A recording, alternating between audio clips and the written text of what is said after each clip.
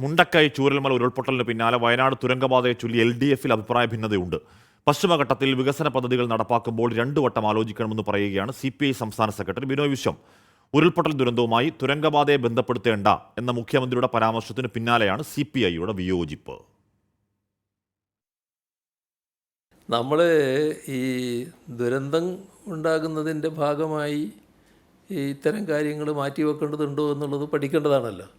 ഇപ്പം നേരത്തെ അതിൻ്റെ ഭാഗമായിട്ടുള്ള എല്ലാ പഠനങ്ങളും നടന്നിട്ടുണ്ട്. ഈ പല സ്ഥലത്തും ഈ തുരങ്കങ്ങൾ ഉണ്ടാകുന്നുണ്ടല്ലോ. ആ തുരങ്കങ്ങൾ ഏതെങ്കിലും തരത്തിൽ മറ്റ് ദുരന്തത്തിന് വഴിവെക്കുന്ന ഒന്നായിട്ടല്ല പൊതുവെ ലോകം കണ്ടിട്ടുള്ളത്.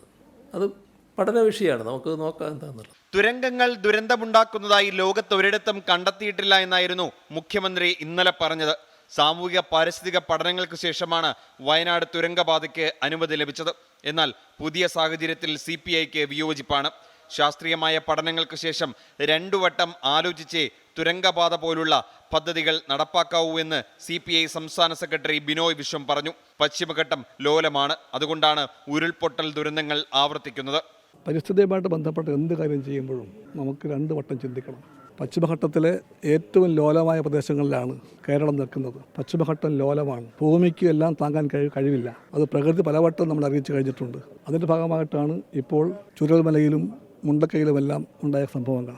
അതിൻ്റെ എല്ലാം വെളിച്ചത്തിൽ തുരങ്കപാതയെപ്പറ്റി ശാസ്ത്രീയമായ പഠനം വേണമെന്നാണ് CPI പറയുന്നത്. 1643 കോടി രൂപയുടെ തുരങ്കപാത പദ്ധതിക്കുള്ള ടെൻഡർ നടപടികൾ പുരോഗമിക്കുകയാണ്.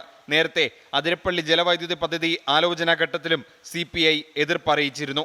24 തിരുവനന്തപുരം.